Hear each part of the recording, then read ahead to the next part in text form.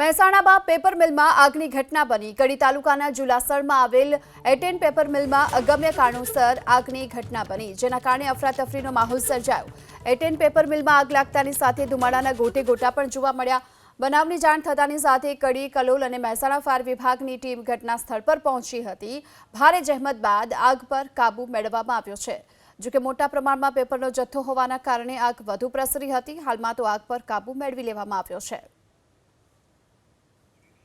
કડી તાલુકાના જુલાસરમાં આવેલ attain paper મિલમાં અગમ્ય કારણોસર આગની ઘટના બની, જેના કારણે અફરાતફરીનો માહોલ સર્જાયો।